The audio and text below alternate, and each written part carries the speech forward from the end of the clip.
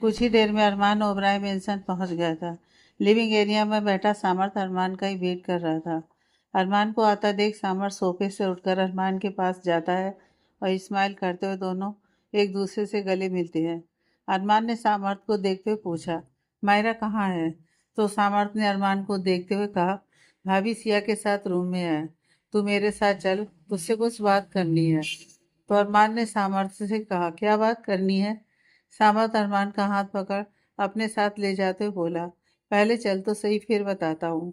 सामर्थ अपने घर में बने बार में अरमान के साथ आता है और दोनों सोफे पर बैठ जाते हैं।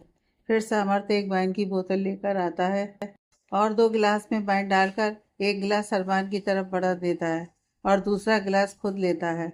अरमान वाइन का गिलास उठाते हुए बोला, क्या बात करनी है तुझे, अब बोलेगा?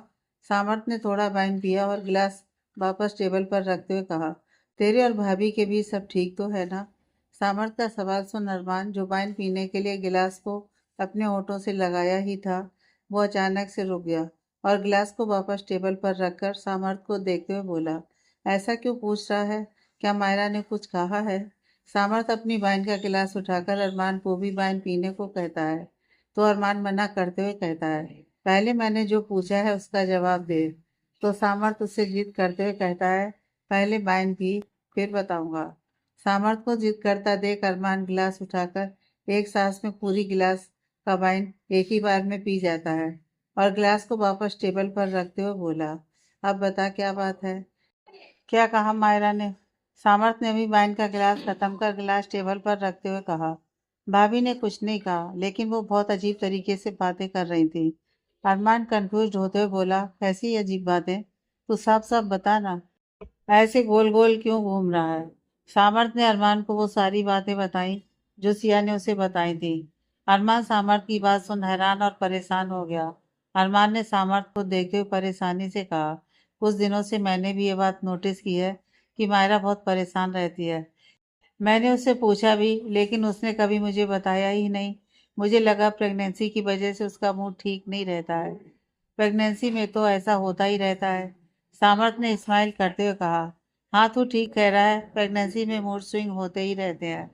सिया के साथ भी तो ऐसा ही होता है, कभी तो वो बहुत खुश होती है तो कभी बहुत चिड़चिड़ी हो जाती है। फिर सामर्थ ने थोड़ा सीरियस होते हुए कहा, लेकिन भाभी के चेहरे पर जो परेशानी मैंने देखी है वो उसके मूड स्विंगिंग से नहीं है। मैं इंसान के चेहरे को देखकर बता सकता हूँ कि वो बीमार है या नहीं। और भाभी की तबीयत मुझे ठीक नहीं लगती। वो पहले कितनी हेल्दी हो गई थी और अब वो कितनी वीक लग रही हैं। देख, मैं जानता हूँ काम बहुत इम्पोर्टेंट है, लेकिन इस हालत में भाभी को ज़्यादा काम नहीं करना चाहिए, क्योंकि काम का ज़्यादा प्रेशर होने से भी उनकी सेहत पर असर पड़ेगा। और तू भी अपने काम से थोड़ा टाइम निकाल कर उनके साथ टाइम स्पेंड कर। तू ये जानने की कोशिश कर कि वो किस बात से परेशान है। सामर्थ की बात सुन अरमान को मायरा की चिंता होने लगी थी। अरमान वहां से उठकर सीधे सामर्थ के रूम में जाता है और सामर्थ भी उसके साथ पीछे पीछे रूम में आ जाता है। अरमान बेड की तरफ बढ़ जाता है और देखता है कि मायरा सिया का हाथ पकड़कर सो रही है और सिया वहीं उसके पास बैठी उसके सिर को सहला रही थी। अरमान को आता देख सिया ने धीरे से मायरा की पकड़ से अपना हाथ छुड़ाया और बेड से उठकर सामर्थ के पास आकर उससे इशारे में पूछा कि उसने अरमान से बात की है या नहीं। तो सामर्थ ने जवाब में अपनी पलकें झपकाकर उसे बताया कि सब ठीक है। अरमान मायरा के पास बैठकर उसके सिर को सहलाता है और उसका हाथ पकड़कर उसके हाथ को चूम लेता है और मायरा के चेहरे को निहारते हुए उसके गाल को सहलाता है। फिर अरमान उठकर मायरा को अपनी गोद में उठा लेता है। तो सामर्थ अरमान को रोकते हुए कहता है, अरे भाभी को सोने दे, जब उठेंगी तब ले जाना। लेकिन अरमान कुछ नहीं बोलता है और मायरा को अपनी गोद में उठाए ही वहां से चला जाता है। उसे सामर्थ ने जब से मायरा के बारे में बताया था, तब से ही अरमान बहुत परेशान हो गया था मायरा को लेकर। वो इस वक्त सिर्फ मायरा के साथ रहना चाहता था। उससे पूछना चाहता था कि वो किस बात से परेशान है। अरमान के जाने के बाद सिया ने सामर्थ से पूछा, क्या कहा जीजू ने? क्या उन दोनों के बीच सब ठीक है? सामर्थ ने सिया के गाल पर हाथ रख उससे कहा, सब ठीक है उन दोनों के बीच। तुमने अभी देखा नहीं कितनी फिक्र है अरमान को भाभी की। मेरे रोकने पर भी नहीं रोका। वो इस टाइम भाभी के साथ अकेले रहना चाहता है। और तुम परेशान मत हो, भाभी ठीक है। सामर्थ की बात सुन सिया को भी शांति मिली। वरना वो मायरा की बातें सुन परेशान हो गई थी कि उसके और अरमान के बीच शायद कुछ ठीक नहीं चल रहा है, जिस वजह से मायरा इस तरह की बातें कर रही है। सिया ने जब सामर से नजर हटाकर सोफे की तरफ देखा तो बोली, अरे मायरा का पर्स तो यहीं रह गया है। तो सामर्थ ने कहा, कोई बात नहीं, बाद में भिजवा देना या तुम खुद ही लेकर चली जाना। तो सिया ने भी मुस्कुराकर हाँ में सिर हिला दिया। शाम के 6 बजे जब मायरा की आँख खुली तो उसने खुद को अपने बेडरूम में पाया। वो समझ गई कि जरूर अरमान उसे यहाँ लेकर आया है। मायरा उठकर बैठी ही थी कि तभी रूम का डोर ओपन कर अरमान अंदर आया। दरवाजा खुलने की आवाज़ सुन मायरा दरवाजे की तरफ देखती है तो अरमान अपने हाथों में खाने की ट्रे लिए अंदर आ रहा था। अरमान अंदर आते ही देखता है कि मायरा उठ गई है तो वो मुस्कुराते हुए मायरा को देखता है और कहता है, उठ गई मेरी जान। ये कह अरमान मायरा के पास आ जाता है और ट्रे को साइड टेबल पर रखकर मायरा के सामने बेड पर बैठ जाता है और मायरा को देखते हुए कहता है, भूख लगी है? तो मायरा हाँ में सिर हिला देती है।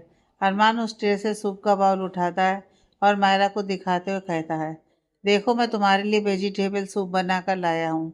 ये तुम्हारी सेहत के लिए बहुत अच्छा है। ये कह अरमान ने स्पून से मायरा को सूप पिलाना शुरू कर दिया। अरमान मायरा से बातें करते हुए उसे सूप पिला रहा था और मायरा अरमान की बातें सुन मुस्कुरा रही थी और बस अरमान को ही देखे जा रही थी। वो देख रही थी कि अरमान उससे कितना प्यार करता है, उसकी कितनी केयर करता है। मायरा सोचती है कि उसके जाने के बाद अरमान कैसे रहेगा उसके बिना।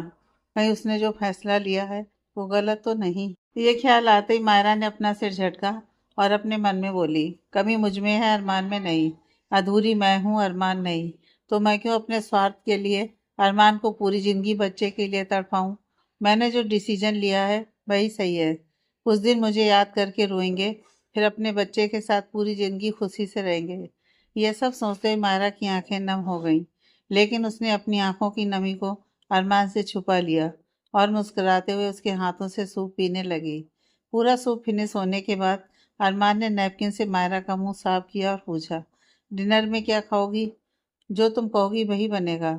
तो मायरा ने मुस्कुराकर कहा, जो आपको अच्छा लगे। फिर मायरा बेड से उठते हुए बोली, मैं बाथरूम से आती हूँ। यह कह मायरा बाथरूम में चली जाती है और डोर लॉक कर वॉश बेसिन का टैप ऑन कर देती है और रोने लगती है। वो अरमान के सामने कब से अपने आंसुओं को रोक कर बैठी थी। वो अपने मुंह पर हाथ रखकर रो रही थी ताकि उसके रोने की आवाज़ बाहर अरमान तक ना पहुंचे। जब मायरा को काफ़ी देर हो गई तो अरमान ने बाथरूम का डोर नॉक करते हुए मायरा से पूछा, जान क्या हुआ? तुम्हें इतना टाइम क्यों लग रहा है? तुम ठीक तो हो? तो मायरा ने रोना बंद कर अपनी आवाज़ को ठीक कर नॉर्मल होकर बोली, हाँ मैं ठीक हूँ, बस 2 मिनट में आ रही हूँ। ये कह मायरा ने खुद को मिरर में देखा। रोने की वजह से उसकी आंखें लाल हो गई थी। मायरा ने ठंडे पानी से अपना फेस वॉश किया और टावर से अपना फेस पोंछकर खुद को नॉर्मल कर बाथरूम से बाहर आई। तो अरमान ने मायरा को देखते हुए कहा, तुम ठीक हो? मायरा ने हाँ में सिर हिला दिया। अरमान ने मायरा को कहा, मुझे कुछ अर्जेंट काम आ गया है तो मैं बाहर जा रहा हूँ। तुम अपना ख्याल रखना, मैं डिनर टाइम तक आ जाऊँगा। तो मायरा ने मुस्कुराकर ओके कहा और अरमान ने मायरा के माथे पर किस किया और रूम से बाहर चला गया। जब मायरा बाथरूम में थी तब सामर्थ का फ़ोन आया था और उसने उसे बुलाया था और कहा था कि मायरा को वो ना बताए कि वो कहाँ जा रहा है। जब अरमान ने उससे इसकी वजह पूछी तो सामर्थ ने उसे बताया कि उसे मायरा से रिलेटेड कोई बात करनी है तो वो सीधे सिटी हॉस्पिटल आ जाए, ओबराय मेंशन में। सामर्थ अपने रूम में बैठा किसी पेशेंट की फाइल को स्टडी कर रहा था और उसे उन पेपर पर मार्क करने के लिए पेन की ज़रूरत पड़ी तो वो फाइल में देखते हुए ही अपना हाथ बढ़ाकर टेबल से पेन लेने लगता है तो उसका हाथ वही टेबल पर रखी मायरा के हैंडबैग पर लगता है और हैंडबैग नीचे फ्लोर पर गिर जाता है। हैंडबैग गिरते ही उसमें रखा सारा सामान बैग से निकलकर नीचे फ्लोर पर फैल जाता है। सामर्थ्य देख फाइल को टेबल पर रखकर फ्लोर पर गिरे सामान को उठाकर बैग में रखने लगता है। सारा सामान हैंडबैग में रखकर सामर्थ बैग को वापस वही सोफे पर रख देता है और जैसे ही उठने वाला होता है वैसे ही उसकी नज़र नीचे पड़ी फाइल पर जाती है। तो वो फाइल उठाता है तो उसमें से कुछ पेपर निकलकर नीचे फ्लोर पर गिर जाते हैं। सामर्थ्य सभी पेपर उठाकर फाइल में रखने लगता है। तभी उसकी नज़र उन पेपर पर जाती है जहाँ कुछ पेपर पर मनाली के हॉस्पिटल और सिटी हॉस्पिटल और कुछ हॉस्पिटल के नाम होते हैं। तो सामर्थ सभी पेपर को एक एक कर पढ़ने लगता है। वो जैसे ही सारे पेपर्स और रिपोर्ट को देख रहा था, उसकी आंखें हैरानी से बड़ी हुई जा रही थी। सारे रिपोर्ट्स पढ़ने के बाद सामर्थ धम से वही सोफे पर बैठ जाता है और अपना सिर पकड़ लेता है। वो इस टाइम बहुत बड़े शौक में था। उस फाइल में बहुत से डॉक्टर के द्वारा करवाए गए टेस्ट की रिपोर्ट्स थी और सभी रिपोर्ट्स का एक ही रिजल्ट था। अब सामर्थ को सारी बातें समझ आने लगी कि क्यों मायरा इतना परेशान है और वो क्यों इस तरह की बातें कर रही थी। सामर्थ ने अपने चेहरे पर परेशानी से हाथ घुमाया और खुद से बोला, आई एम श्योर कि अरमान को इस बारे में कुछ नहीं पता होगा। अगर उसे पता होता तो वो कब का भाभी का अबॉर्शन करवा चुका होता। मुझे जल्द से जल्द अरमान को सब बताना होगा। फिर वो अरमान को फ़ोन कर जल्दी से जल्दी सिटी हॉस्पिटल आने को कहता है और खुद मायरा की मेडिकल फाइल लेकर जाने लगता है। तभी सिया रूम में आ जाती है और सामर्थ को हड़बड़ाया देख उससे पूछती है, सामर्थ तुम ऐसे जल्दीबाजी में कहाँ जा रहे हो?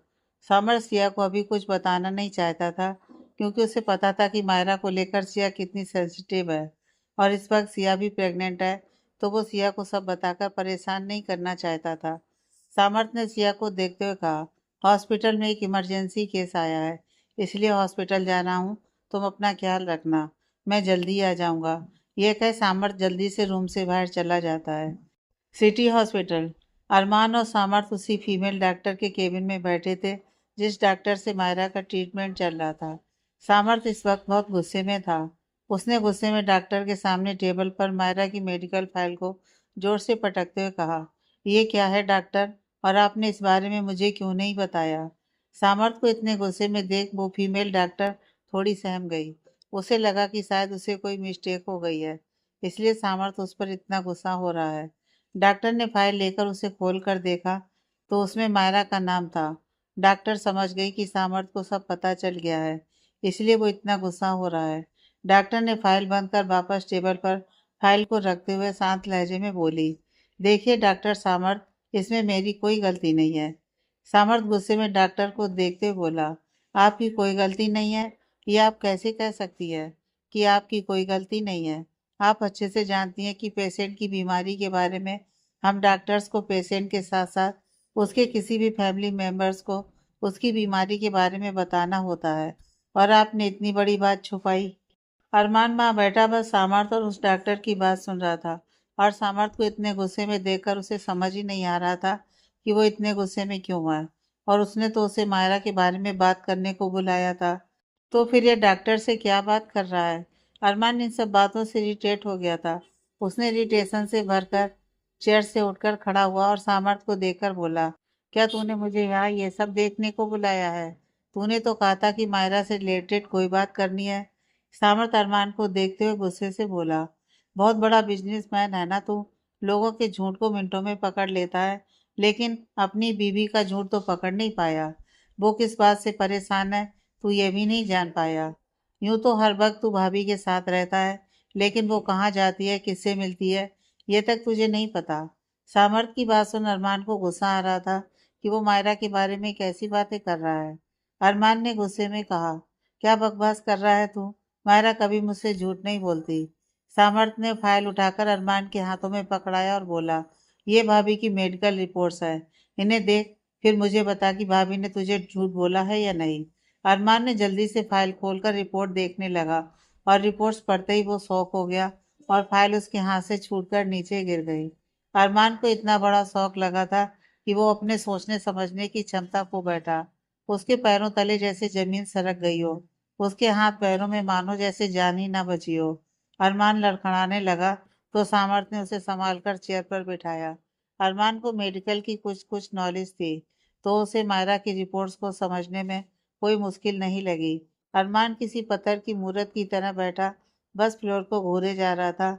उसे तो कुछ समझ में नहीं आ रहा था कि आखिर हुआ क्या है। उसका दिमाग सुन पड़ चुका था। अरमान को ऐसे देख सामर्थ उसे उसका नाम लेकर आवाज लगा रहा था, अरमान तू ठीक है अरमान? लेकिन अरमान को तो जैसे कुछ सुनाई ही नहीं दे रहा था।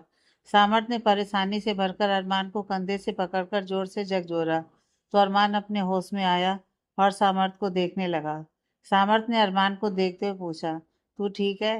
अरमान ने बेबसी से सामर्थ को देखते हुए कहा, नहीं मैं बिल्कुल ठीक नहीं हूँ, मेरी मायरा, वो मेरे साथ ऐसा नहीं कर सकती। वो मुझे छोड़कर नहीं जा सकती। ये कहते हुए अरमान की आंखों से आंसू बह निकले। अरमान को इस वक्त अपने दिल में बहुत दर्द हो रहा था। वो खुद को लाचार और बेबस महसूस कर रहा था। जिसे वो अपनी जान से भी ज्यादा चाहता है, वो उसके साथ ऐसा कैसे कर सकती है? वो उसे छोड़कर कैसे जा सकती है, वो भी हमेशा के लिए? यही उस फीमेल डॉक्टर ने अरमान को देखते हुए कहा, देखिए मिस्टर मलिक, मैं समझ सकती हूँ इस वक्त आप पर क्या बीत रही है, लेकिन यही सच है। अगर आपकी वाइफ इस बच्चे को जन्म देती हैं तो उनका बचना नामुमकिन है। डॉक्टर की बात सुन अरमान और सामर्थ ने डॉक्टर की तरफ देखा और अरमान ने गुस्से में डॉक्टर को देखते हुए कहा, यही बात आपने मुझे पहले क्यों नहीं बताई? मैं पहले भी मायरा के साथ उसके चेकअप के लिए आपके पास आ चुका हूँ। तब आपने मुझे ये सब क्यों नहीं बताया? ये कर अरमान ने टेबल पर अपने दोनों हाथों को जोर से मारा। डॉक्टर ने अरमान को इतने गुस्से में देख थोड़ा सहम गई, लेकिन फिर हिम्मत करके थोड़ा सख्त लहजे में बोली, देखिए मिस्टर मलिक, मुझ पर गुस्सा करके कोई फायदा नहीं है। मैं शुरू में ही आपको सब बताना चाहती थी, लेकिन आपकी वाइफ ने मुझे मना कर दिया और रोते हुए अपने हाथ जोड़कर मुझसे रिक्वेस्ट करने लगी कि मैं आपको कुछ ना बताऊं, क्योंकि वो अपने बच्चे को अबॉर्ट नहीं कराना चाहती थी। क्योंकि इतना कह डॉक्टर चुप हो गई। तो अरमान ने गुस्से से कहा, क्योंकि क्या डॉक्टर? तो डॉक्टर ने सामर्थ को देखा तो सामर्थ ने एक नज़र डॉक्टर को देखा और फिर अरमान के कंधे पर अपना एक हाथ रखकर बोला, क्योंकि भाभी शायद ही फिर कभी माँ बन पाएंगी, या यूं कह लो कि वो कभी माँ नहीं बन पाएंगी। सामर्थ की बात सुन अरमान को एक और शौक लगा। वो शॉकिंग भरे एक्सप्रेशन से सामर्थ को देखने लगा। अरमान ने जब मायरा की रिपोर्ट देखी थी तब वो सारी रिपोर्ट नहीं देख पाया था, क्योंकि जब उसने रिपोर्ट देख के समझा था कि बच्चे को जन्म देते वक्त मायरा की जान भी जा सकती है, तो उसके हाथों से सभी रिपोर्ट नीचे गिर जाते हैं, जिस वजह से अरमान आगे की रिपोर्ट पढ़ नहीं पाया। फिर डॉक्टर ने अरमान को समझाते हुए कहा, मिस्टर मलिक, अभी भी देर नहीं हुई है। आप चाहे तो अभी आप अपनी वाइफ का अबॉर्शन करवा सकते हैं और उनकी जान बचा सकते हैं। मैंने मायरा को कितनी बार समझाया है कि वो अबॉर्शन करवा लें, लेकिन वो हर बार एक ही जवाब देती हैं कि वो आपसे आपके पिता बनने का हक नहीं छीन सकती। अब एक आप ही हैं जो मायरा को समझा सकते हैं। डॉक्टर की बात सुन अरमान की आंखों में एक बार फिर आंसू आ गए थे। अरमान को यकीन नहीं हो रहा था कि मायरा उससे इतना ज़्यादा प्यार करती है कि वो उसकी खुशी के लिए अपनी जान तक देने को तैयार हो गई। अरमान को पता है कि मायरा उससे बहुत प्यार करती है, लेकिन वो यही सोचता था कि मायरा उसे जितना प्यार करती है, उससे कहीं ज़्यादा वो मायरा से करता है। उसकी खुशी के लिए उसने आज तक न जाने क्या क्या किया था और कर भी रहा है, लेकिन मायरा के इस डिसीजन ने अरमान को यह सोचने पर मजबूर कर दिया कि उसने आज तक मायरा के लिए जो कुछ किया है वो सब कुछ भी नहीं है, और जो आज मायरा उसके लिए करने जा रही है, मायरा उससे कहीं ज़्यादा प्यार करती है। मायरा अच्छे से जानती है कि अरमान अपने बच्चे से कितना प्यार करता है। वो तो बस बेसब्री से अपने बच्चे की आने की राह देख रहा है। यह सब सोचते हुए अरमान की आंखों के सामने वही मनाली वाले सीन आ गए और अपने कहे शब्द भी याद आ गए, जब उसने गुस्से में मायरा को अपने होने वाले बच्चे की केयरलेस होने का जिम्मेदार ठहराया था और उसे कितनी बुरी तरह से ट्रीट किया था, जबकि मायरा तो अपनी जिंदगी देकर उसके बच्चे को जिंदगी देने जा रही थी। वो सब याद आते ही अरमान को बहुत गिल्टी फील होने लगा था। अरमान ने रोते हुए सामर्थ्य से कहा, मायरा के साथ ही ऐसा क्यों होता है? उसने पहले ही अपना परिवार खो दिया था और अब ये सब? कैसे वो ये सब अकेले झेलती रही और किसी को भनक भी नहीं लगने दी? मैंने भी उससे ना जाने क्या क्या कह दिया था। सामर्थ ने अरमान को चुप करवाया और कहा, भाभी की प्रेगनेंसी में जो कॉम्प्लिकेशंस हैं वो उनके पास्ट से जुड़ा है। अरमान ने हैरानी से सामर्थ को देखा और कहा, क्या मतलब कि पास्ट से जुड़ा है? तो डॉक्टर ने अरमान को देखते हुए कहा, जी मिस्टर मलिक, पास्ट में आपकी वाइफ इतने टाइम तक कोमा में रही थी, ये कॉम्प्लिकेशंस उसी वजह से है। ये कह डॉक्टर ने अपने हाथ में बंदी वॉच में टाइम देखा, फिर सामर्थ की तरफ देखा और कहा, डॉक्टर सामर्थ, आपने तो पूरी रिपोर्ट्स पढ़ी है मायरा की, तो आप ही मिस्टर मलिक को सब बता दीजिए। मुझे अपने पेशेंट को देखने जाना है। ये कह डॉक्टर चेयर से उठकर केबिन से बाहर चली जाती है और डॉक्टर के जाने के बाद अरमान ने सामर्थ्य से कहा, मुझे मायरा की मेडिकल कंडीशन के बारे में सब कुछ जानना है, वो भी पूरी डिटेल में। तो तू मुझे सब कुछ बता। तो सामर्थ्य ने अरमान को देखते हुए कहना शुरू किया, भाभी की इस रिपोर्ट में उनकी पुरानी मेडिकल रिपोर्ट भी है, मैंने उन सभी रिपोर्ट्स को अच्छी तरह स्टडी किया है। मैं तुझे सिंपल तरीके से समझाता हूँ। जब कोई इंसान कोमा में होता है तो उसे जिंदा रखने के लिए हम डॉक्टर्स उस कोमा पेशेंट को दवाइयों और मशीनों पर जिंदा रखते हैं। और दवाइयाँ इतनी स्ट्रांग होती हैं कि किसी किसी पेशेंट की बॉडी में वो दवाइयाँ कुछ अलग ही तरह से रिएक्ट करती हैं। उनकी बॉडी में कुछ कमियां आ जाती हैं, क्योंकि कोमा पेशेंट कोई मामूली पेशेंट नहीं होता। वो एक जिंदा लाश होता है जिन्हें हम डॉक्टर दवाइयों के सहारे जिंदा रखते हैं। और भाभी के साथ भी कुछ ऐसा ही हुआ है। भले ही भाभी कोमा में ज्यादा लंबे टाइम के लिए नहीं थी, लेकिन 3 महीने भी कम नहीं थे। इन 3 महीनों में उन्हें जितनी भी स्ट्रांग दवाइयाँ दी गईं, उन दवाइयों ने भाभी के यूट्रस को वीक कर दिया। भाभी के कोमा से ठीक होने के बाद अगर उनको प्रॉपर केयर मिली होती तो शायद भाभी एकदम फिट होती। लेकिन सिया ने मुझे जो कुछ भाभी के पास्ट के बारे में बताया था, उससे मुझे नहीं लगता कि उन्हें कभी भी अच्छी केयर मिली होगी। बस उन सब वजह से आज भाभी की प्रेगनेंसी इतनी कॉम्प्लिकेटेड है। अरमान ध्यान से सामर्थ की सारी बातें सुन रहा था। सामर्थ की बात खत्म होते ही अरमान ने सामर्थ से पूछा, अगर अब मायरा का अबॉर्शन करवाया जाए तो क्या मायरा की जान को रिस्क भी है? क्योंकि 3 मंथ कंप्लीट हो चुके हैं। सामर्थ ने गहरी सांस लेकर सांस छोड़ते हुए अरमान से कहा, भाभी की जान को तो कोई रिस्क नहीं है, लेकिन अबॉर्शन के बाद उनकी सेहत में थोड़ी प्रॉब्लम आ सकती है। इसके साथ साथ उनकी तबीयत कुछ टाइम तक ठीक नहीं रहेगी और हमें उनका अबॉर्शन जल्द से जल्द करना होगा। सिर्फ 1 हफ्ते का टाइम है तेरे पास कि तू भाभी को अबॉर्शन के लिए राजी कर सके, क्योंकि जैसे जैसे टाइम बीतेगा भाभी की जान का रिस्क बढ़ता जाएगा। ये सुन अरमान घबरा जाता है और जल्दी से चेयर से उठता है और सामर्थ को देखते हुए कहता है, तू सारी तैयारी करके रख, मैं मायरा को लेकर आता हूँ। मैं अपनी मायरा को खो नहीं सकता। ये कह अरमान तेज कदमों से केबिन से निकलकर चला जाता है। अरमान के जाने के बाद सामर्थ खुद से बोला, आई होप अरमान कि तू भाभी को राजी करके ले आए, क्योंकि जब भाभी ने तुझसे इतनी बड़ी बात छुपाई है तो वो तेरे कहने पर पता नहीं एवर्सन के लिए राजी होंगी भी या नहीं। फिर सामर्थ अपना फोन लेकर सिया से फोन करता है और उससे कहता है, सिया तुम खाना खाकर सो जाना, मुझे थोड़ा और टाइम लगेगा। सिया ओके कहकर फोन कट कर देती है। सामर सिया को अभी कुछ बताना नहीं चाहता था। उसने सोचा एक बार मायरा का वर्सन हो जाए तो वो सिया को सब बता देगा। वहीं मायरा अपने रूम में बैठी थी, तभी कोई उसके रूम का डोर नॉक करता है। तो मायरा डोर ओपन करती है तो सामने रुद्र खड़ा था। रुद्र मायरा को देख स्माइल करता है और कहता है, भाभी आपने जो काम कहा था वो पूरा हो गया है। मायरा स्माइल करते हुए रुद्र को देखती है और खुशी के साथ कहती है, इतनी जल्दी हो भी गया? तो रुद्र हाँ में सिर हिलाते हुए कहता है, भाभी आप कुछ कहें और मैं ना करूं? अब आप चलिए और देखकर बताइए कि कहीं कोई कमी तो नहीं रह गई। मायरा खुशी और एक्साइटमेंट से बोली, हाँ हाँ चलो मुझे भी देखना है। ये कह मायरा रुद्र के साथ चलने लगती है। मायरा चलते हुए रुद्र से कहती है, तुमने इस बारे में अरमान को तो कुछ नहीं बताया है ना? ये उनके लिए सरप्राइज है। तो रुद्र चलते हुए मायरा से कहता है, डोंट वरी भाभी, भाई को तो भनक भी नहीं लगने दी है मैंने। उन्हें इस बारे में कुछ नहीं पता। आपका सरप्राइज सरप्राइज ही रखा है। रुद्र और मायरा बातें करते हुए नीचे हॉल में आए तो प्रिया जी, दादी जी, राकेश जी, रियांश और रजत सभी रेडी खड़े थे, जैसे वे सभी कहीं जा रहे हो। मायरा ने हैरानी से सबको देखा और बोली, आप सब कहीं जा रहे हैं? प्रिया जी मायरा के पास आकर बोली, हाँ हम सब तुम्हारे डैड के फ्रेंड के बेटे की एंगेजमेंट पार्टी में जा रहे हैं। हम तुम्हें भी अपने साथ ले जाना चाहते थे, लेकिन तुम्हारी तबीयत ठीक न होने की वजह से अरमान ने मना कर दिया, इसलिए हम तुम्हें साथ नहीं ले जा सकते।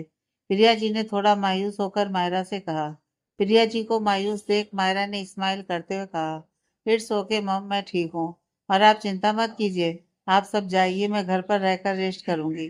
तो प्रिया जी ने मुस्कुराकर मायरा के गाल पर हाथ रखा और रुद्र को देखकर बोली, तुम कब रेडी होगे, चलना नहीं है?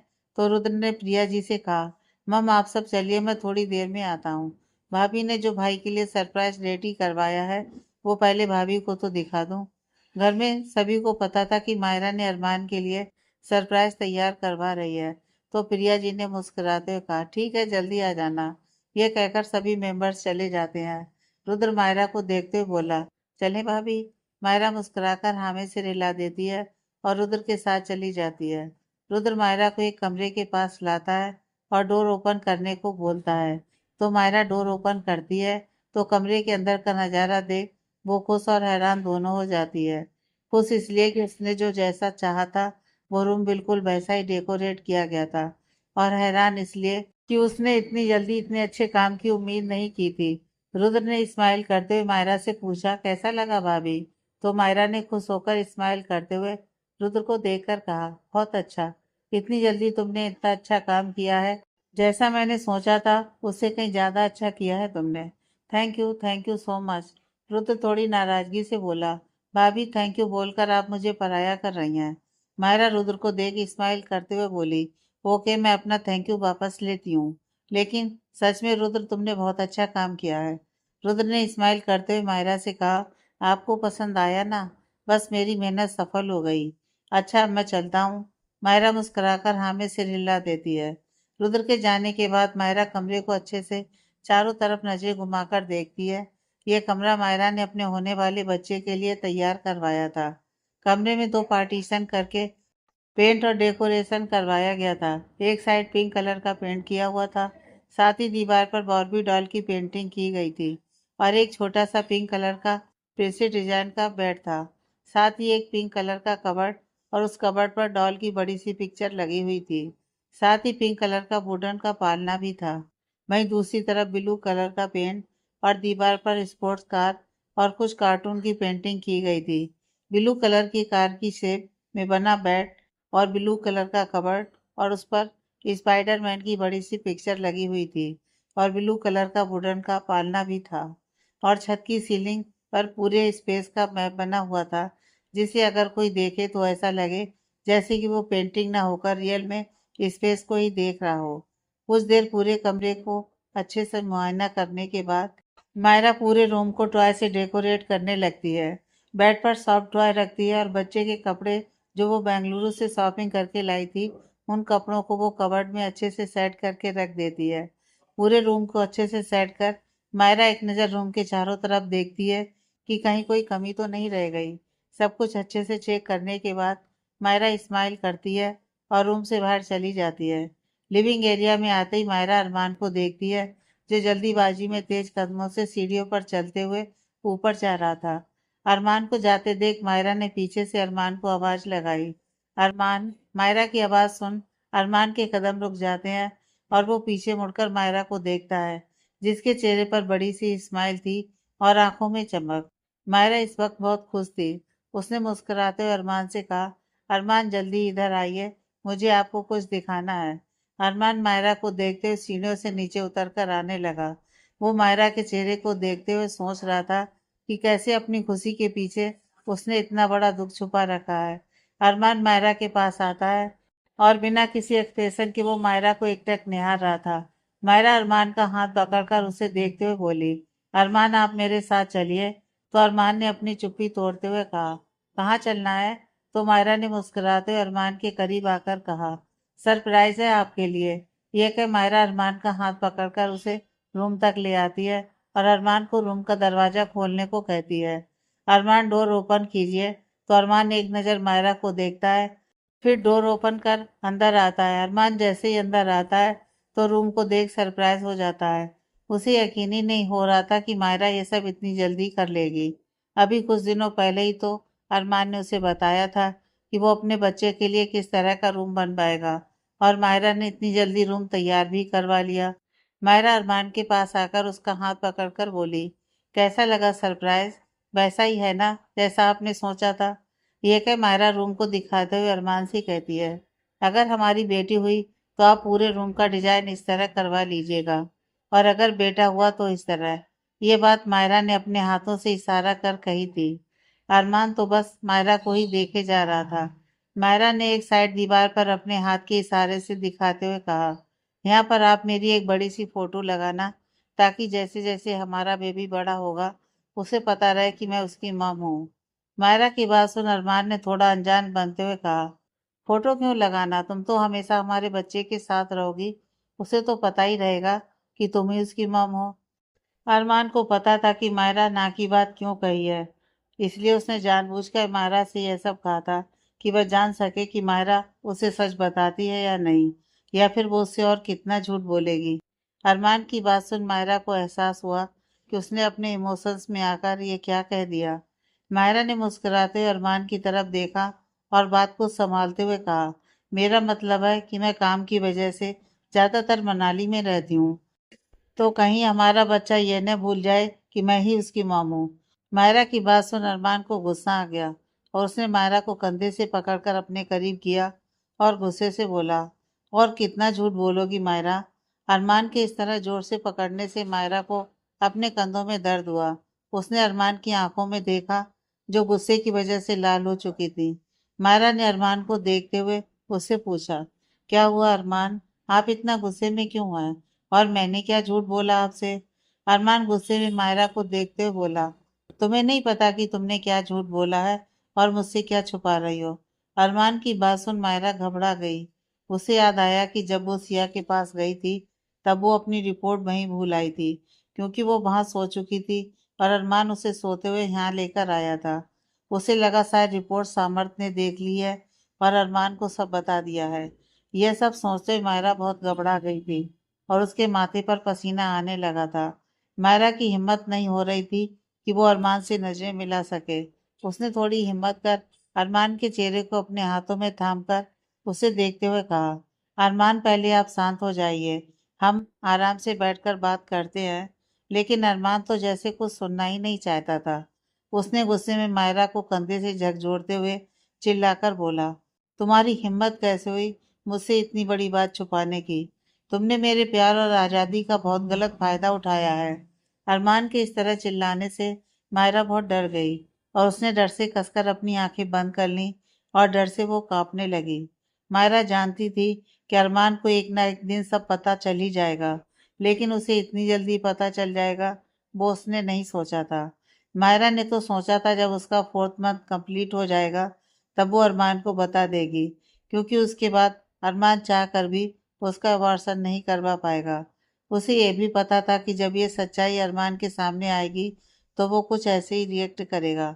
अरमान ने मायरा को कंधे से छोड़कर उसका हाथ पकड़ उसे रूम से बाहर ले जाते हुए बोला, तुम चलो मेरे साथ, अभी देर नहीं हुई है। मुझे सैम ने सब बताया है और वो हॉस्पिटल में हमारा वेट कर रहा है। हॉस्पिटल का नाम सुनते ही मायरा समझ गई कि अरमान उसे अबॉर्शन के लिए हॉस्पिटल ले जा रहा है। मायरा ने अरमान से एक झटके से अपना हाथ छुड़वाया और कहा, मैं कहीं नहीं जाऊंगी। यह कह मायरा वापस से उस रूम की तरफ चली गई और रूम के अंदर आकर रूम का डोर बंद करने लगी। लेकिन अरमान ने डोर को मजबूती से पकड़कर जोर से धक्का देकर डोर खोल दिया। मायरा जो दरवाजे को बंद करने की कोशिश कर रही थी, दरवाजे के झटके से खुलने पर वो थोड़ा लड़खड़ाकर पीछे हो गई। अरमान मायरा के पास आकर उसका हाथ पकड़कर बोला, बहुत कर ली तुमने अपनी मनमानी, अब मैं तुम्हारी एक नहीं सुनूंगा। मायरा ने नामे से हिलाते हुए कहा, मैं नहीं जाऊंगी। यह कह अरमान से अपना हाथ छुड़ाने लगी। अरमान ने मायरा का हाथ और कसकर पकड़ते हुए कहा, जिद मत करो मायरा, सिर्फ एक हफ्ता है तुम्हारे पास एबॉर्शन के लिए, तो चुपचाप मेरी बात मानो और चलो मेरे साथ, वरना मुझे तुम्हारे साथ जबरदस्ती करनी पड़ेगी। एबॉर्शन की बात सुन मायरा की आंखों से आंसू बह निकले और डर से उसका चेहरा पीला पड़ गया। मायरा ने अरमान के हाथ को पकड़कर अपने आंसू भरी आंखों से अरमान को देखकर बड़े प्यार से कहा, अरमान इस वक्त आप बहुत गुस्से में हैं। थोड़ी देर बाद जब आपका गुस्सा शांत हो जाएगा, तब हम बात करते हैं इस बारे में।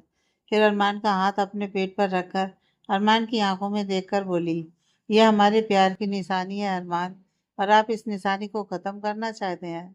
प्लीज़ ऐसा मत कीजिए अरमान, प्लीज़। ये कह मायरा रोने लगी। मायरा को रोता देख अरमान को अपने दिल में दर्द हुआ।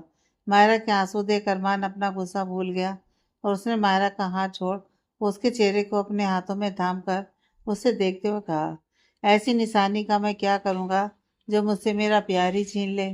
तुम जानती हो ना, मैं एक पल भी तुम्हारे बिना नहीं रह सकता।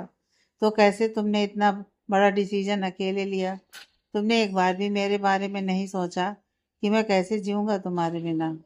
फिर अरमान ने अपना फोरहेड मायरा के फोरहेड से टच करते हुए अपनी आंखें बंद करके कहा, मैं तुम्हारे बिना जी नहीं पाऊंगा जान, प्लीज मुझे छोड़कर मत जाओ, प्लीज। ये कहते हुए अरमान की आंखों से भी आंसू बह निकले। अरमान ने मायरा को कसकर अपनी बाहों में भर लिया और रोने लगा। मायरा ने अरमान के कमर में अपनी बाहें डालकर कसकर पकड़ लिया और अरमान के सीने से लगी रोने लगी। थोड़ी देर बाद मायरा ने खुद को संभाला और अरमान से अलग होकर उसके आंसू पोंछकर बोली, मैं भी तो आपके बिना नहीं रह सकती। शायद आपने मेरी रिपोर्ट नहीं देखी है। उसमें यह भी लिखा है कि 5% चांस है डिलीवरी के बाद मुझे कुछ नहीं होगा, मैं बच भी सकती हूँ। अरमान ने मायरा को देखते हुए गुस्से में कहा, और 95 का क्या? तुम्हें क्या लगता है कि 5% चांस तुम्हारे बचने के हैं तो क्या मैं तुम्हारी तरह रिस्क लूं? नहीं, मैं ऐसा कोई रिस्क नहीं लेने वाला जो तुम्हें मुझसे दूर कर दे। मैं तुम पर एक खरोच भी ना आने दूं और तुम अपनी जान देने की बात कर रही हो। मैं ऐसा बिल्कुल नहीं होने दूंगा। अब चलो तुम मेरे साथ। ये कह अरमान ने एक बार फिर मायरा का हाथ पकड़ा और उसे ले जाने लगा। अरमान की बातें सुन मायरा एक बार फिर रोने लगी। वो रोते हुए अरमान से बोली, अरमान, इसके बाद मैं कभी माँ नहीं बन पाऊंगी। प्लीज मुझे मेरे माँ बनने का हक मत छीनिए। अरमान, प्लीज मत कीजिए मेरे साथ ऐसा। ये सुन अरमान के कदम रुक जाते हैं और वो पलटकर मायरा की तरफ देखता है और उसे अपने करीब खींचकर कहता है, इस बच्चे को जन्म देने के बाद तुम जिंदा नहीं रहोगी, और जब ये बच्चा बड़ा होगा और माँ बोलेगा तो क्या तुम सुनने आ जाओगी? बोलो, सुन पाओगी अपने बच्चे के मुंह से अपने लिए माँ शब्द? नहीं ना, तो फिर? अरमान आगे कुछ और कह पाता उससे पहले ही मायरा ने अरमान को देखते हुए कहा, मैं नहीं सुन पाऊंगी अपने बच्चे के मुंह से माँ शब्द, लेकिन आप तो सुन पाएंगे ना अपने लिए डैड। अगर आप इस वक्त इस बच्चे को ख़त्म कर देंगे तो उसके बाद मैं कभी आपको बच्चे का सुख नहीं दे पाऊंगी। अरमान, फिर कोई आपको डैड कहने वाला नहीं होगा। अरमान ने अपने एक हाथ से मायरा के चेहरे को थामा और रोते हुए मायरा को देखकर कहा, नहीं सुनना मुझे डैड, नहीं बनना मुझे डैड। मुझे बस तुम चाहिए, हर दिन, हर वक्त, हर पल अपने साथ, सिर्फ और सिर्फ तुम। ये क्यों नहीं समझती तुम? फिर अरमान ने अपने आंसू पोंछ कर कहा, बस अब मुझे कुछ नहीं सुनना, मैं जो कहूँगा तुम्हें वही करना होगा। ये कह अरमान ने मायरा को गोद में उठाया और रूम से बाहर निकल गया। मायरा समझ चुकी थी कि अरमान को कुछ भी कहने का कोई फायदा नहीं है। वो उसकी एक बात भी नहीं सुनने वाला है। लेकिन मायरा वो दिन भी नहीं भूल सकती थी जिस दिन अरमान को पता चला था कि वो डैड बनने वाला है। यह खबर सुनकर अरमान बहुत खुश था। मायरा ने भी ठान लिया था कि वो अपने बच्चे को कुछ नहीं होने देगी। मायरा ने अरमान के गले में अपनी बाहें डालकर उसकी गर्दन में अपना चेहरा छुपाकर रोने लगी। अरमान घर से बाहर निकलकर गाड़ी के पास आया तो राघव ने गाड़ी का डोर ओपन कर दिया। अरमान मायरा को गोद में लिए ही गाड़ी के अंदर बैठ गया और राघव ने अरमान के बैठते ही गाड़ी का डोर बंद किया और ड्राइविंग सीट पर जल्दी से आकर बैठ गया। अरमान ने राघव को सिटी हॉस्पिटल चलने को कहा तो राघव ने ओके बॉस कहकर गाड़ी स्टार्ट कर सिटी हॉस्पिटल की तरफ चल पड़ा। वहीं गाड़ी में मायरा ने अरमान की गर्दन से अपना चेहरा निकालकर अपनी आंसू भरी आंखों से अरमान को देखा और उसका हाथ पकड़ अपने पेट पर रखा और आंखों ही आंखों में अरमान से अबॉर्शन न करवाने की रिक्वेस्ट करने लगी। तो अरमान ने बात को समझते हुए मायरा से अपनी नज़र फेर कर अपना हाथ उसके पेट से हटाकर उसे अपनी बाहों में भर लिया, जैसे कह रहा हो कि उसे बच्चा नहीं चाहिए बल्कि अपना प्यार चाहिए, उसकी मायरा चाहिए।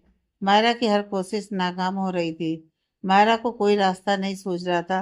वो अरमान के सीने से लगी रोई जा रही थी। मायरा के रोने की आवाज़ राघव को भी सुनाई दे रही थी। वो मायरा के रोने की आवाज़ सुन परेशान हो रहा था, क्योंकि आज सुबह से ही उसने मायरा को बहुत उदास देखा था और अब उसका रोना राघव को बेचैन कर रहा था। आखिर मायरा उसके लिए उसकी छोटी बहन थी और मायरा के पापा ने राघव को मायरा की रिस्पॉन्सिबिलिटी भी तो दी थी। राघव अरमान से पूछना चाहता था कि मायरा को क्या हुआ है, क्यों रो रही है वो, लेकिन उसकी हिम्मत नहीं हो रही थी कि वो अरमान से कुछ पूछ सके। रियर व्यू मिरर में अरमान ने राघव के चेहरे पर आई परेशानी को देख लिया था, लेकिन इस वक्त वो कुछ बोलने की हालत में नहीं था, क्योंकि उसका पूरा ध्यान सिर्फ मायरा पर था। कुछ ही देर में उसकी गाड़ी सिटी हॉस्पिटल के बाहर रुकती है तो राघव जल्दी से गाड़ी से उतरकर अरमान के साइड का डोर ओपन करता है।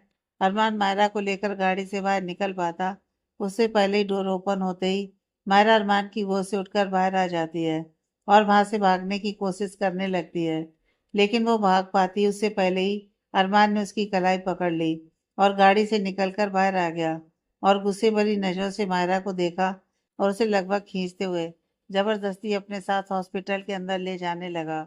वहीं मायरा खुद को अरमान की पकड़ से छुड़ाने की कोशिश कर रही थी। उसकी आंखों से आंसू एक पल के लिए भी रुके नहीं थे।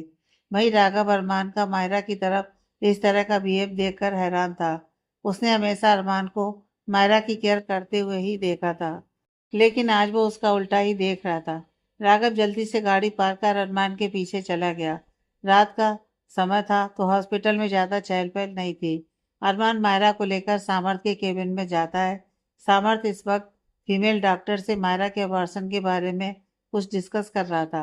अरमान को अपने केबिन में आता देख सामर्थ ने डॉक्टर को ओटी रेडी करवाने को बोल दिया। डॉक्टर जल्दी से केबिन से निकल गई। डॉक्टर के जाते ही अरमान ने सामर्थ से पूछा, सब रेडी है? तो सामर्थ ने अरमान को देखते हुए कहा, हाँ सब रेडी है। और भाभी? मायरा अरमान के पीछे खड़ी थी। सामर्थ के पूछने पर अरमान ने मायरा को अपने पीछे से खींचकर सामने खड़ा किया तो सामर्थ मायरा की हालत देख दंग रह गया। मायरा के बाल बिखरे हुए थे और रोने की वजह से उसका चेहरा पूरा लाल हो चुका था और आंखें लाल और सूजी हुई थी। पूरे चेहरे पर आंसुओं के निशान थे और इस वक्त भी मायरा रो रही थी। वो इतनी ज्यादा रो रही थी कि अब रोते रोते वो हिचकियां लेने लगी थी।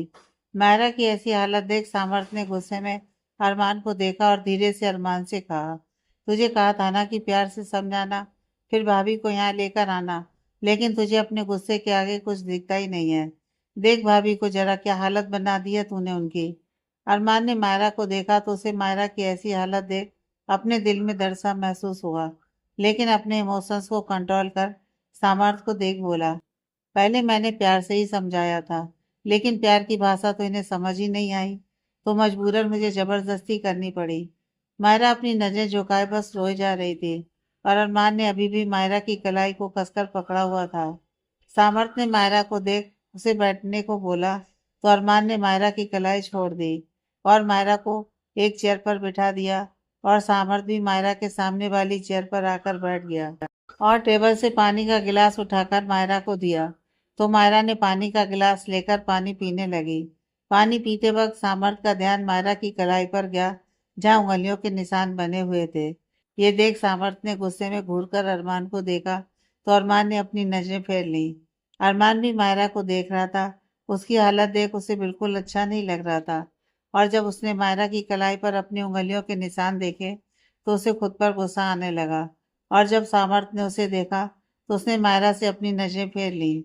सामर्थ ने मायरा को देख उसे समझाते हुए प्यार से कहा, भाभी मैं तो आपको अरमान से भी ज्यादा समझदार समझता था, लेकिन आप जो करने जा रही थी वो कहीं से भी समझदारी नहीं है। मैंने आपसे इतनी बड़ी बेवकूफ़ी की उम्मीद नहीं की थी।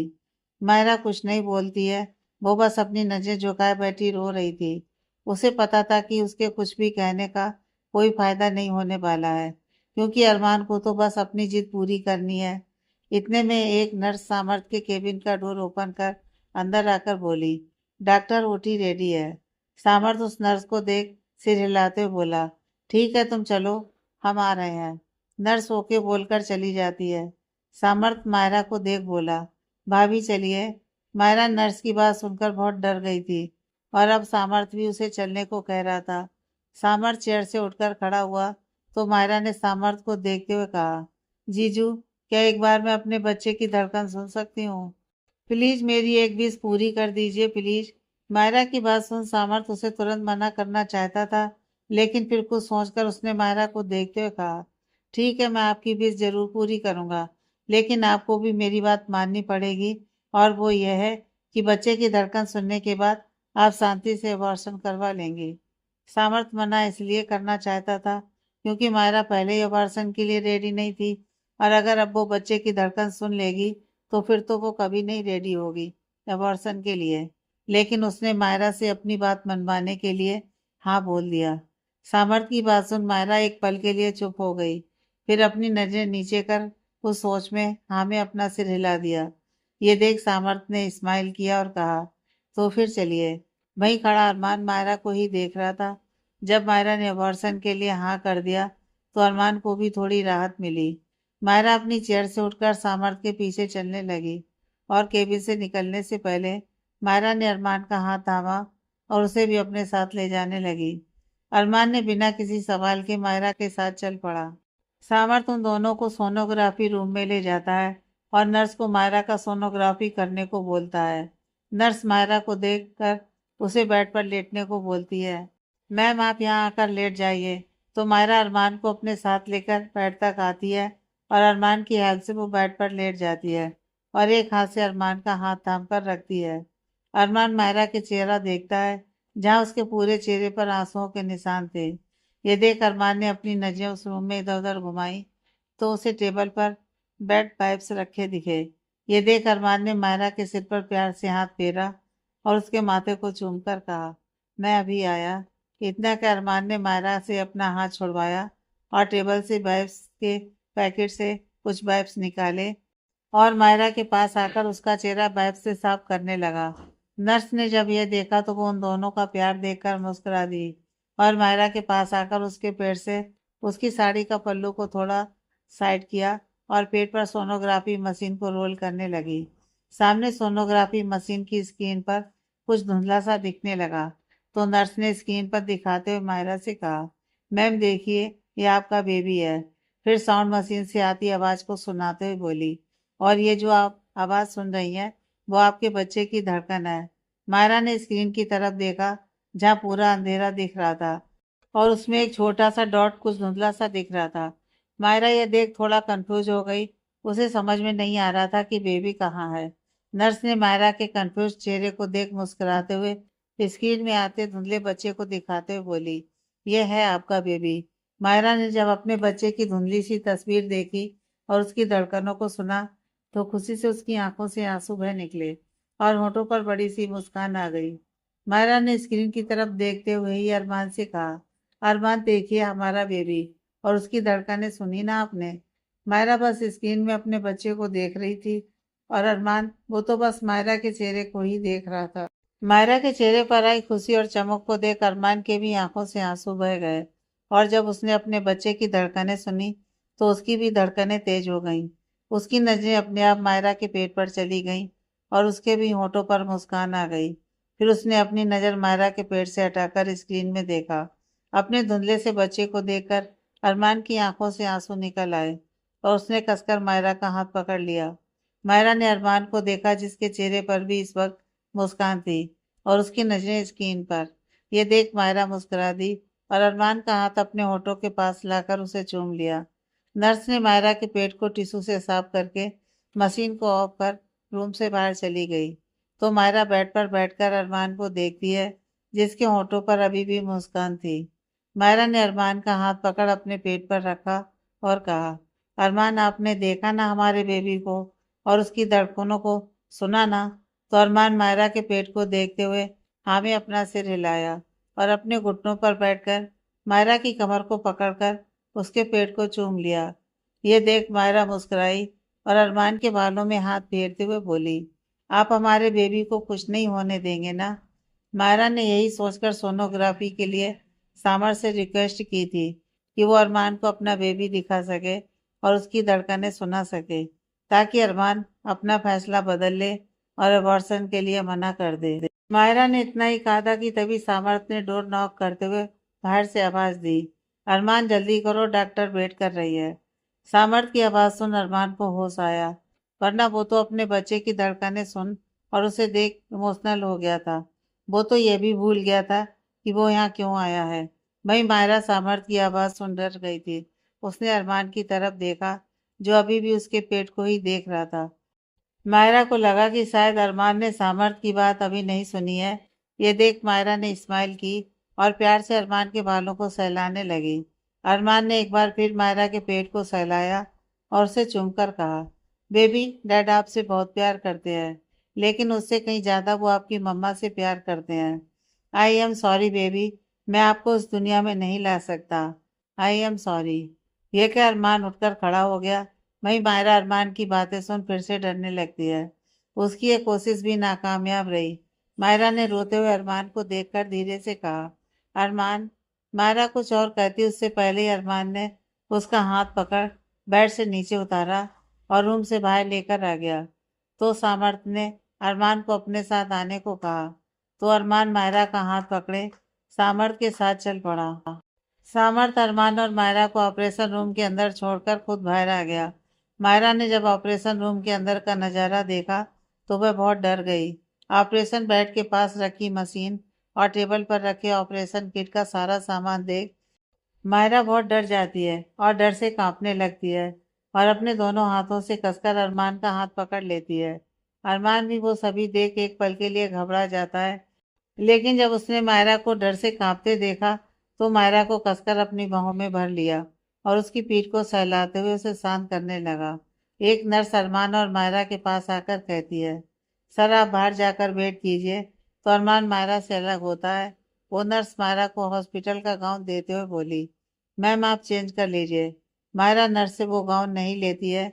ये देख अरमान नर्स से गाउन ले लेता है और उससे पूछता है, चेंजिंग रूम कहाँ है? तो नर्स अपने हाथ के इशारे से बताती है, यहाँ से राइट साइड में चेंजिंग रूम है। तो अरमान इस्माइल के साथ नर्स को थैंक यू बोलता है और मायरा को गाउन पकड़ाकर कहता है, तुम चेंज कर लो, मैं बाहर हूँ और डरो मत, मैं तुम्हें कुछ नहीं होने दूंगा। मायरा अपने आंसू भरी आंखों से अरमान को ही देख रही थी। अरमान मायरा के माथे को चूमकर उसके गाल पर हाथ रख थपथपाया और एक नज़र मायरा के पेट की तरफ देखा और तुरंत ऑपरेशन रूम से बाहर निकल गया। अरमान की आंखों में आंसू थे। उसे भी अपने बच्चे को खोने का दुख था, लेकिन वो अपना दर्द किसी को बता भी नहीं सकता था।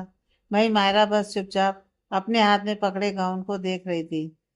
मायरा अपने हाथ में पकड़े गाउन को लेकर धीमे धीमे कदमों के साथ चेंजिंग रूम में आ गई। जब मायरा को बहुत देर हो गई तो नर्स मायरा को लेने चेंजिंग रूम में आती है, लेकिन मायरा रूम में नहीं थी। नर्स ने मायरा को आवाज लगाते हुए पूरे रूम में देखा, लेकिन मायरा कहीं भी नहीं मिली। तो नर्स की नज़र विंडो की तरफ जाती है जो खुली हुई थी। तो नर्स समझ जाती है कि मायरा इस विंडो से भाग गई है। उस नर्स को भी पता था कि अबॉर्शन मायरा की मर्जी से नहीं हो रहा था। वह अबॉर्शन नहीं करवाना चाहती थी। नर्स जल्दी से डॉक्टर के पास आती है और डॉक्टर को देखकर घबराते हुए कहती है, doctor Myra ma'am changing room की खिड़की से कूदकर भाग गई हैं। डॉक्टर हैरानी से नर्स को देखते हुए, व्हाट, तुमने अच्छे से चेक किया? तो नर्स ने कहा, डॉक्टर मैंने अच्छे से पूरा रूम चेक किया, लेकिन मायरा मैम रूम में नहीं है और रूम का विंडो खुला है। नर्स की बात सुन डॉक्टर ने जल्दी से अपने हाथों में पहने ग्लव्स उतारकर टेबल पर रखे और खुद ही चेंजिंग रूम में आकर मायरा को ढूंढने लगी। जब डॉक्टर को भी मायरा रूम में नहीं मिली तो वह हड़बड़ाते हुए ऑपरेशन रूम का दरवाजा खोल बाहर आई। अरमान, सामर्थ और राघव वहीं ओटी के बाहर बैठे थे। राघव को सामर्थ ने सब बता दिया था, क्योंकि राघव मायरा को लेकर बहुत घबराया हुआ था। तो उसने सामर्थ से अरमान के इस रूड बिहेव के बारे में बताया। तो सामर्थ ने उसे समझाते हुए सब कुछ बता दिया। डॉक्टर को हड़बड़ाया और घबराया हुआ देखकर अरमान और सामर्थ अपनी जगह से उठकर डॉक्टर के पास आए। सामर्थ ने डॉक्टर को देखते हुए पूछा, क्या हुआ डॉक्टर, आप इतना घबराई हुई क्यों है? अरमान ने घबराते हुए डॉक्टर से पूछा, मायरा ठीक तो है? डॉक्टर को कुछ ना बोलता देख अरमान ऑपरेशन रूम में जाने लगा। तो डॉक्टर ने अरमान को रोकते हुए कहा, मिस्टर मलिक, मायरा अंदर नहीं है। यह सुन अरमान के कदम रुक गए और वो डॉक्टर की तरफ पलटा और डॉक्टर को देखते हुए कहा, क्या मतलब कि मायरा अंदर नहीं है? मैं खुद उसे अंदर छोड़कर आया था और आप अच्छे से चेक कीजिए, मायरा अंदर ही होगी। डॉक्टर ने परेशान होकर अरमान को देखते हुए कहा, mister Malik, Myra changing room में चेंज करने गई थी और वहां से वो विंडो के रास्ते से बाहर भाग गई। डॉक्टर की बात सुन अरमान को विश्वास नहीं हुआ कि मायरा ऐसा भी कुछ कर सकती है। वहीं सामर्थ और राघव ये बात सुन हैरान थे। अरमान जल्दी से भागता हुआ ऑपरेशन रूम के चेंजिंग रूम में गया और वहां मायरा को आवाज लगाते हुए ढूंढने लगा।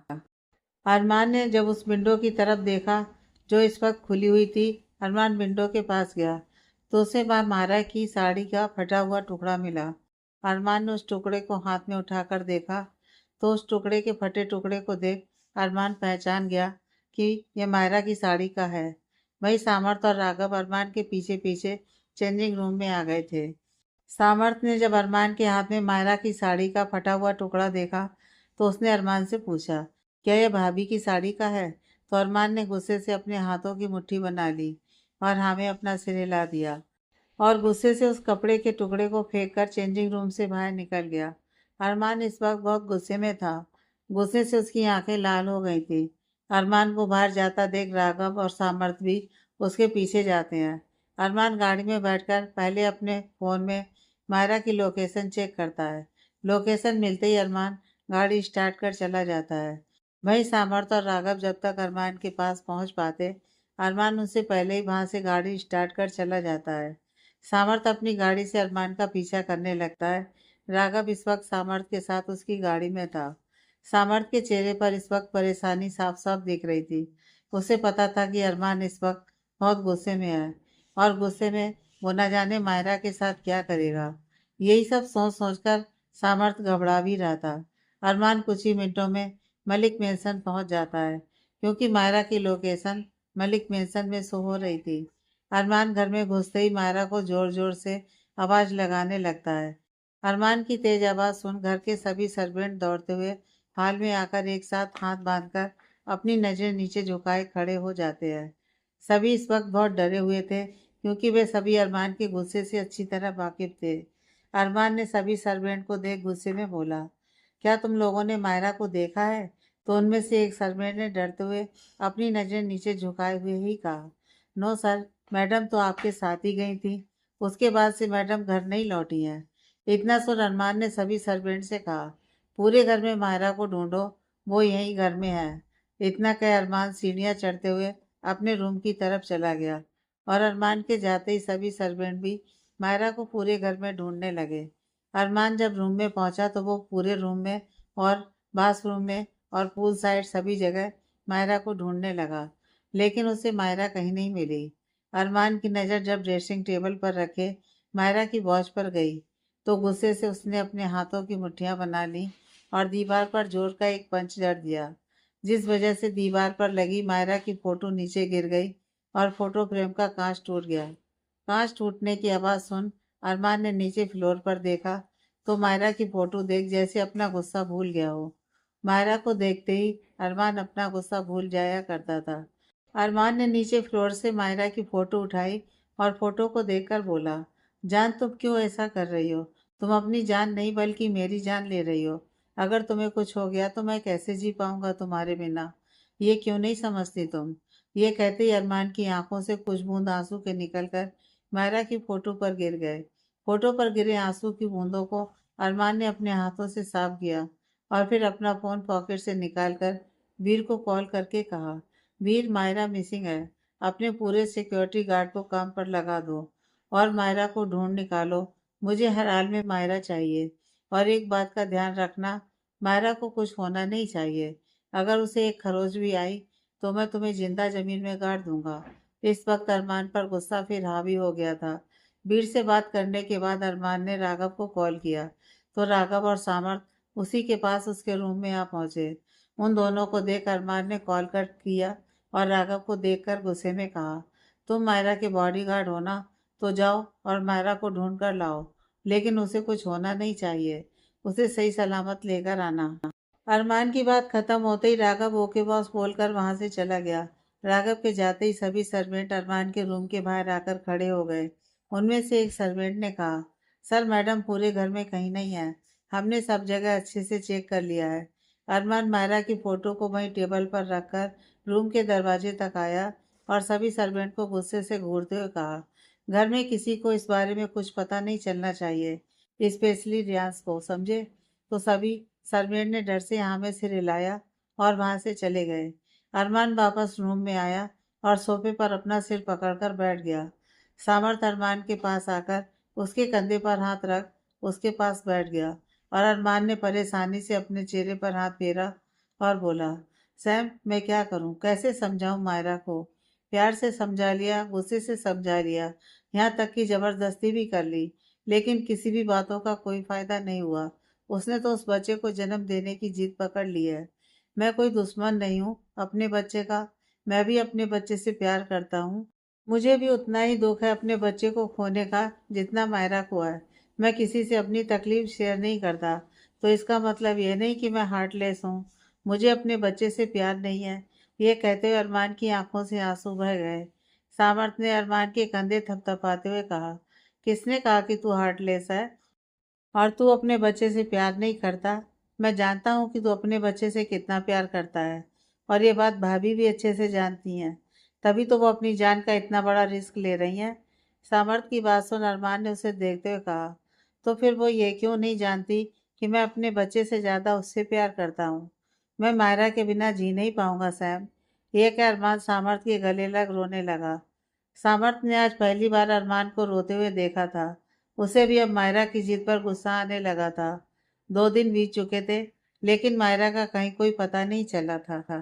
जैसे जैसे समय बीतता जा रहा था, वैसे वैसे अरमान का डर उस पर हावी होता जा रहा था, और साथ ही गुस्सा भी। डर इसलिए था क्योंकि डॉक्टर ने कहा था कि मायरा के अबॉर्शन के लिए उसके पास सिर्फ 1 हफ्ता बाकी है। उसके बाद वो मायरा का अबॉर्शन नहीं करवा सकता। अगर करवाया तो मायरा की जान भी जा सकती है। और इस 1 हफ्ते में से 2 दिन बीत चुके थे और मायरा कहीं नहीं मिल रही थी। अरमान तो ये सोचकर भी परेशान हो रहा था कि पता नहीं मायरा कहाँ और किस हाल में होगी। और करण भी तो आज़ाद घूम रहा है, कहीं करण ही मायरा को अपने साथ ना ले गया हो। अरमान यही सब सोच सोच कर डर भी रहा था। अरमान इस वक्त अपने ऑफिस के केबिन में था और उसके सामने वीर अपने हाथ बांधे नजरें नीचे झुकाए डरा सहमा सा खड़ा था। अरमान ठीक उसके सामने सोफे पर बैठा वीर को गुस्से से घूरे जा रहा था। वीर अपनी नजरें झुकाए बोला, सर हमने मैम को मनाली के हर एक कोने में ढूंढा, लेकिन मैम वहाँ कहीं नहीं मिली। और मुंबई में अभी भी हमारे आदमी मैम को ढूंढ रहे हैं, लेकिन अभी तक उनका कुछ पता नहीं चल पाया। अरमान ने गुस्से में अपने दांत पीसते हुए वीर को घूर कर देखते हुए कहा, ना सुनने के लिए मैंने तुम्हें यह काम नहीं सौंपा था। अरमान ने इतना ही कहा था कि तभी उसका फोन रिंग करने लगा। अरमान वीर से अपनी नज़र हटाकर टेबल पर रखे अपने फ़ोन को देखता है, जिस पर राघव का नाम फ्लैश हो रहा था। अरमान ने कॉल रिसीव किया तो उधर से राघव ने कहा, सर मैम मिल गई हैं। यह सुन अरमान खुश हो गया और सोफे से उठ खड़ा हुआ।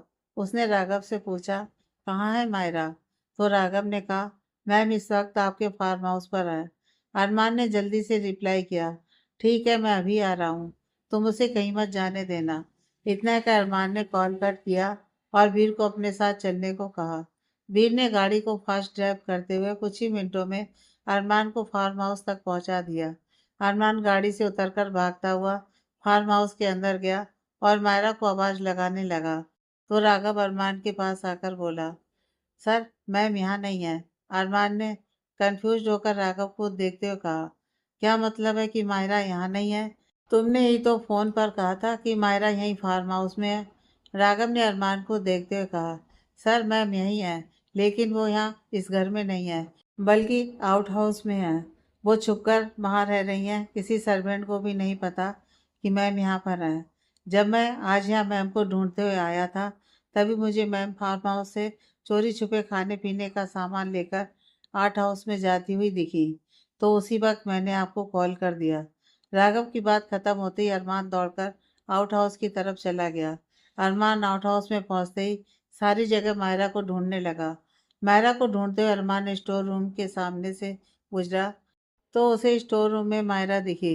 स्टोर रूम का दरवाज़ा थोड़ा खुला था, इस वजह से उसे मायरा दिख गई। मायरा को देखते ही अरमान के कदम वहीं रुक गए। अरमान धीरे धीरे कदमों से चलता हुआ स्टोर रूम के दरवाजे पर पहुंचा और आहिस्ता से डोर को थोड़ा और खोलकर मायरा को देखा, तो वो मायरा की हालत देख हैरान रह गया। 2 दिन पहले मायरा ने जो कपड़े पहने थे, वही कपड़े अभी तक मायरा ने पहने हुए थे, और कपड़ों पर धूल मिट्टी लगी हुई थी। मायरा के बाल बिखरे हुए थे, हाथ पैरों पर खरोंच के निशान, और चेहरे पर भी जगह जगह मिट्टी लगी हुई थी। और उसकी आंखें बहुत थकी हुई और सूजी हुई थी। शायद वो ठीक से सोई नहीं थी और रोई भी बहुत थी। मायरा इस वक्त बहुत भूखी लग रही थी। वो सूखी व्हाइट ब्रेड खा रही थी और साथ ही जूस भी पी रही थी। जब मायरा फार्म हाउस से किचन में चोरी छिपे खाने को कुछ लेने गई थी, तो उसे वहाँ खाने को कुछ नहीं मिला था। फ्रिज में बस व्हाइट ब्रेड का पैकेट और जूस की बोतल मिली थी। उसे बहुत भूख लगी थी, तो वो ब्रेड और जूस अपने साथ लेकर आउट हाउस में आ गई। मायरा को पता था कि अरमान उसके बिना कभी फार्म हाउस में नहीं आएगा, इसलिए वो यहाँ आकर छुप गई थी ताकि अरमान उस तक ना पहुंच सके। अरमान दरवाजे को पूरा खोलकर अंदर आता है। दरवाजा खुलने की आवाज़ सुन मायरा के हाथ खाते हुए रुक गए और उसने दरवाजे की तरफ देखा जहाँ अरमान खड़ा था। अपने सामने अरमान को देख मायरा बहुत डर गई और ब्रेड का स्लाइस जो उसके हाथों में था, वो उसके हाथों से छूट गया। अरमान जैसे ही मायरा की तरफ बढ़ा, वैसे ही मायरा डर से जमीन पर अपने हाथ के सहारे से सरकते हुए पीछे होने लगी और अरमान को देखकर रोते हुए बोली, मुझे कहीं नहीं जाना, मेरे बच्चे को मत मारिए प्लीज। मायरा को खुद से डरता हुआ देख अरमान के कदम वहीं रुक गए और वो बेबसी से मायरा को अपनी नम आंखों से देखने लगा। मायरा को ऐसी हालत में देख अरमान को बहुत तकलीफ हो रही थी। अरमान ने अपने आंसू को छुपाते हुए खुद को संभाला और मायरा को देखकर प्यार से बोला, मैं कुछ नहीं होने दूंगा हमारे बच्चे को। तुम जो चाहोगी वही होगा। अरमान की बात सुन मायरा हैरानी से अरमान को देखने लगी। उसने अरमान को देखते हुए कहा, आप सच कह रहे हैं कि आप हमारे बच्चे को कुछ नहीं होने देंगे? तो अरमान मायरा के पास आकर घुटनों पर बैठ जाता है और हाँ में सिर हिला देता है। यह देखकर मायरा ने फिर से पूछा, पक्का आप हमारे बच्चे को कुछ नहीं होने देंगे? प्रॉमिस कीजिए। तो अरमान ने मायरा के आंसू पोंछते हुए कहा, प्रॉमिस, मैं हमारे बच्चे को कुछ नहीं होने दूंगा। अरमान के मुंह से यह सुन मायरा झट से उसके गले लग गई और बोली, थैंक यू सो मच अरमान। वहीं मायरा के गले लगते ही अरमान ने भी मायरा को कसकर अपनी बाहों में भर लिया। मायरा को बाहों में भरते ही अरमान को सुकून सा मिला, वरना वो इन 2 दिनों से बहुत बेचैन था मायरा के बिना। वो सो भी नहीं पा रहा था। अरमान की आंखों से कुछ बूंद आंसू के निकल आए। उसने मायरा को अपनी बाहों में भरे हुए ही कहा, जान, फिर दोबारा कभी ऐसा मत करना। तुम्हें नहीं पता यह 2 दिन मैंने तुम्हारे बिना कैसे बिताए हैं। हर पल डर लगा रहता था कि पता नहीं तुम कहाँ हो, कैसी हो। कितने बुरे बुरे ख्याल आ रहे थे, तुम सोच भी नहीं सकती कि मैं कितना डर गया था। ये क्या, अरमान ने मायरा के माथे को चूमा और अपने आंसू पोंछकर मायरा को गोद में उठाया और आउट हाउस से निकलकर फार्म हाउस की तरफ चल दिया। मायरा ने भी अरमान के गले में अपनी बाहें डालकर अपना चेहरा उसकी गर्दन में छुपा लिया। फार्म हाउस के अंदर आते ही अरमान ने सर्वेंट को खाना बनाने को कहा और मायरा को लेकर ऊपर अपने रूम की तरफ चल दिया। रूम में पहुंचकर अरमान मायरा को लेकर सीधे बाथरूम में चला गया। अरमान ने मायरा को नीचे उतारा और अपना कोट, शूज और बाच उतारकर साइड में रखे रॉक पर रख दिया और पानी का टेम्परेचर सेट कर शॉवर ऑन कर मायरा को नहलाने लगा। कुछ देर बाद अरमान बाथरोब पहने मायरा को लेकर रूम में आया और मायरा को ड्रेसिंग चेयर पर बिठाकर टॉवल से उसके बाल पोंछकर हेयर ड्रायर से बाल सुखाने लगा। बालों को सुखाने के बाद अरमान ने मायरा के बालों में कॉम्ब किया। मायरा चुपचाप बैठी मिरर में से बस अरमान को ही देख रही थी। आगे की कहानी नेक्स्ट पार्ट में।